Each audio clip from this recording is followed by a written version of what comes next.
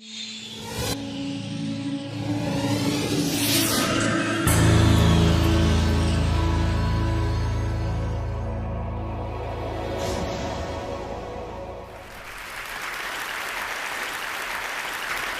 going to tell you two things today. One is what we have lost, and two, a way to bring it back. And let me start with this. This is my baseline. This is the Mediterranean coast with no fish, bare rock, and lots of sea urchins that like to eat the algae. Something like this is what I first saw when I jumped in the water for the first time in the Mediterranean coast of Spain. Now, if an alien came to Earth, let's call him Joe, what would Joe see? If Joe jumped in a coral reef, there are many things the alien could see. Very unlikely Joe would jump on a pristine coral reef, a virgin coral reef with lots of coral, sharks, crocodiles, manatees, groupers, turtles, etc. So probably what Joe would see would be in this part, on the greenish part of the picture. Here we have the extreme with dead corals, microbial soup, and jellyfish. And where the diver is, this is probably where most of the reefs of the world are now, with very few corals, algae overgrowing the corals, lots of bacteria, and where the large animals are gone. And this is what most marine scientists have seen too. This is their baseline. This is what they think is natural, because we started modern science with scuba diving long after we started degrading marine ecosystems. So I'm going to get us all on a time machine, and we're going to go to the left. We're going to go back to the past to see what the ocean was like. And let's start with this time machine, the Line Islands, where we have conducted a series of National Geographic expeditions. This is an archipelago belonging to Kiribati that spans across the equator, and it has several uninhabited, unfished, pristine islands, and a few inhabited islands. So let's start with the first one, Christmas Island, over 5,000 people. Most of the reefs are dead, most of the corals are dead, overgrown by algae. And most of the fishes are smaller than the pencils that we use to count them. We did 250 hours of diving here in 2005. We didn't see a single shark. This is the place that Captain Cook discovered in 1777, and he described huge abundance of sharks biting the rudders and the oars of their small boats where they were going ashore. Let's move the dial a little bit to the past. Fanning Island, 2,500 people. The corals are doing better here. Lots of small fish. This is what many divers would consider paradise. This is what you can see in most of the Florida Keys National Marine Sanctuary. And many people think this is really, really beautiful, if this is your baseline. If we go back to a place like Palmyra Atoll, where I was with Jeremy Jackson a few years ago, the corals are doing better, and there are sharks. You can see sharks in every single dive, and this is something that is very unusual in today's coral reefs.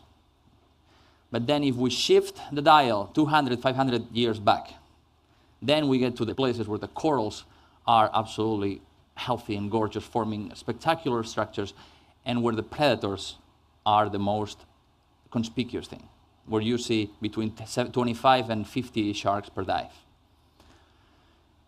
What have we learned from these places? Well, this is what we thought was natural. This is what we call the biomass pyramid. If we get all of the fishes of a coral reef together and weigh them, this is what we would expect. Most of the biomass is low in the food chain, the herbivores, the parrotfish, surgeonfishes that eat the algae. Then the plankton feeders, these little damselfish that eat the little animals floating in the water. And then we have a lower biomass of carnivores and a lower biomass of top predators, the sharks, the large snappers, the large groupers. But this is a consequence. This view of the world is a consequence of having studied degraded reefs.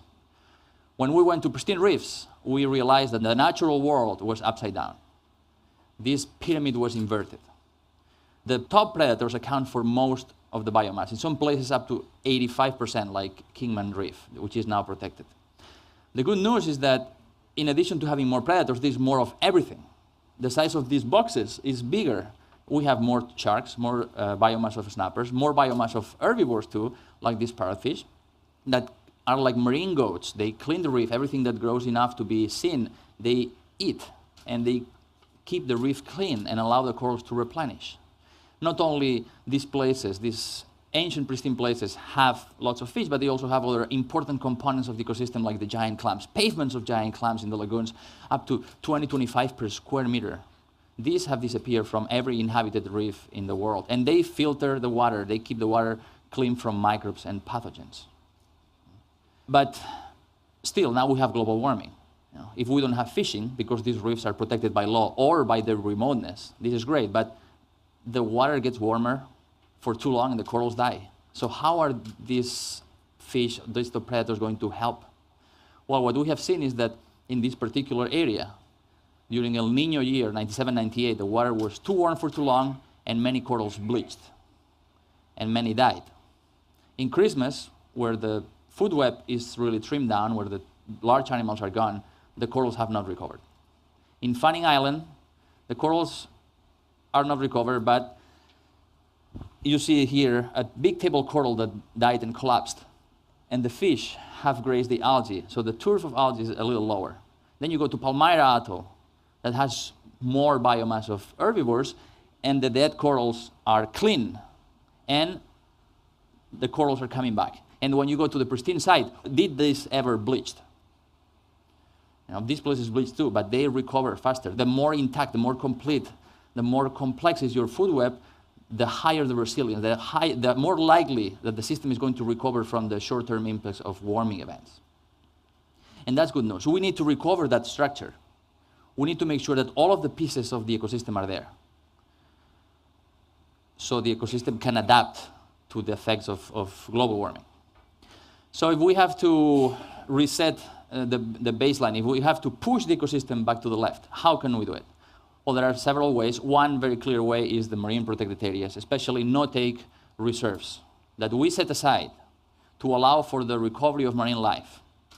And let me go back to that image of the Mediterranean. This was my baseline. This is what I saw when I was a kid.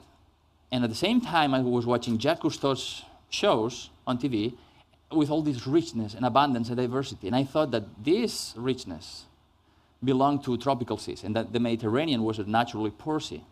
But little I know until I jumped for the first time in a marine reserve. And this is what I saw. Lots of fish. After a few years, between 5 and 7 years, the fishes come back, they eat the urchins, and then the algae grow again. So you have this little algal forest, and in the size of a laptop, you can find more than 100 species of algae, mostly microscopic, feed hundreds of species of little animals that then feed the fish. So the system recovers. And this particular place, the Medas Islands Marine Reserve, is only 94 hectares, and it brings 6 million euros to the local economy, 20 times more than fishing. And it represents 88% of all the tourist revenue. So these places not only help the ecosystem, but also help the people who can benefit from the ecosystem. So let me just give you a summary of what no-take reserves do, these places. When we protect them, if we compare them to unprotected areas nearby, this is what happens. The number of species increases 21%. So if you have 1,000 species, you would expect 200 more in a marine reserve. This is very substantial. The size of organisms increases a third. So your fish are now this big. The abundance, how many fish per square meter you have, increases almost 170%. And the biomass, this is the most spectacular change, 4.5 times greater biomass on average, just after 5-7 years. In some places, up to 10 times larger biomass inside the reserves. So we have all these things inside the reserve that grow, and what do? Well, they reproduce. That's population biology 101. If you don't kill the fish, they take a longer time to die, they grow larger, and they reproduce a lot. And same thing for invertebrates. This is the example. These are egg cases laid by a snail off the coast of Chile. And this is how many eggs they lay on the bottom. Outside the reserve, you cannot even detect this.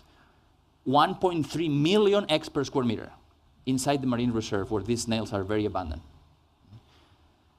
So these organisms reproduce, the little larvae, juveniles, spill over, the adults spill over, and then people can benefit from them outside too. This is in the Bahamas, Nassau grouper. Huge abundance of groupers inside the reserve. And the closer you get to the reserve, the more fish you have. So the fishermen are catching more. You can see where the limits of the reserve are because you see the boats lined up.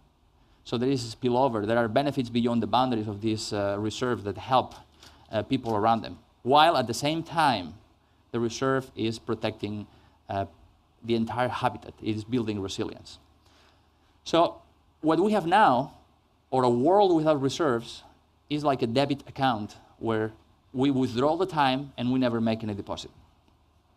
Reserves are like savings accounts. We have this principle that we don't touch, that produces returns, social, economic, and ecological. And if we think about the increase of biomass inside the reserves, this is like compound interest. Right? Two examples, again, of how these reserves can benefit people. This is how much fishermen get every day in Kenya, fishing, over a series of years, in a place where there is no protection. It's free-for-all. Once the most degrading fishing gear, seine nets, were removed, the fishermen were catching more. If you fish less, you're actually catching more. But if we add a no-take reserve on top of that, the fishermen are still making more money by fishing less around an area that is protected. Another example, NASA groupers in Belize, in the Mesoamerican Reef. This is grouper sex. And the groupers aggregate around the full moons of December and January for a week. They used to aggregate up to the tens of thousands, 30,000 groupers, about this big in 1 hectare, in one aggregation. Fishermen knew about these things, they caught them, and they depleted them. When I went there for the first time in 2000, there were only 3,000 groupers left. And the fishermen were authorized to catch 30% of the entire spawning population every year. So we did a simple analysis, and it doesn't take rocket science to figure out that if you take 30% every year, your fishery is going to collapse very quickly. And with the fishery, the entire reproductive ability of the species goes extinct. It happened in many places around the Caribbean. And they would make $4,000 per year, total, for the entire fishery, several fishing boats. Now, if you do an economic analysis and project what would happen if the fish were not caught, if we brought just 20 divers 1 month per year, the revenue would be more than 20 times higher, and that would be sustainable over time. So how much of this we have? If this is so good, if this is such a no-brainer, how much of this we have? And you already heard that less than 1% of the ocean is protected. We're getting closer to 1% now, thanks to the protection of the Chagos Archipelago, and only a fraction of this is fully protected from fishing. Scientific studies recommend that at least 20% of the ocean should be protected. The estimates range between 20 and 50% for a series of goals of biodiversity and fisheries enhancement and resilience. Now, is this possible? How much people would ask, how much would that cost? Well, let's think about how much we are paying now to subsidize fishing. $35 billion per year. Many of these subsidies go to destructive fishing practices. Well, there are a couple estimates of how much would it cost to create a network of protected areas covering 20% of the ocean. That would be only a fraction of what we are now paying, the government hands out to a fishery that is collapsing. People are losing their jobs because the fisheries are collapsing. A creation of a network of reserves would provide direct employment for more than 1 million people, plus all the secondary jobs and all the secondary benefits. So how can we do that? If it's so clear that these savings accounts are good for the environment and for people, why don't we have 20, 50% of the ocean? And how can we reach to that goal? Well, there are two ways of getting there. The trivial solution is to create really large protected areas like the Chagos Archipelago. The problem is that we can create these large reserves only in places where there are no people, where there is no social conflict, where the political cost is really low, and the economic cost is also low. And a few of us, a few organizations in this room and elsewhere are working on this. But what about the rest of the coast of the world where people live and make a living out of fishing? Well, there are three main reasons why we don't have tens of thousands of small reserves. The first one is that people have no idea what marine reserves do. And fishermen tend to be really, really defensive when it comes to regulating or closing an area, even if it's small. Second, the governance is not right because most coastal communities around the world don't have the authority to manage the resources, to create a reserve and enforce it. It's a top-down hierarchical structure where people wait for government agents to come, and this is not effective, and the government don't have enough resources, which takes us to the third reason why we don't have many more reserves, is that the funding models have been wrong. NGOs or government spend a lot of time and energy and resources in a few small areas, usually. So marine conservation, coastal protection has become a sink for government or philanthropic money, and this is not sustainable. So the solutions are just fixing these three issues. First, we need to develop a global awareness campaign to inspire local communities and governments to create no-take reserves that are better than what we have now. It's the savings account versus the debit account with no deposits. Second, we need to redesign the governance so conservation efforts can be decentralized. So conservation efforts don't depend on work from NGOs or from government agencies and can be created by the local communities, like it happens in the Philippines and a few places. And third, and very important, we need to develop new business models. The philanthropy sink as the only way to create reserves is not sustainable. We really need to develop models, business models, where conservation, coastal conservation is an investment. Because we already know that these marine reserves provide social, ecological, and economic benefits. And I'd like to finish with one thought, which is that no one organization alone is going to save the ocean. There has been a lot of competition in the past, and we need to develop a new model of partnership, truly collaborative, where we are looking for complementing, not substituting. The stakes are just too high to continue the way we are going. So let's do that. Thank you very much. Thank you.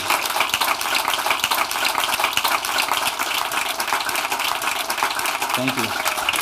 Thank you, Enrique. Thank you. So, that was a masterful job of pulling things together.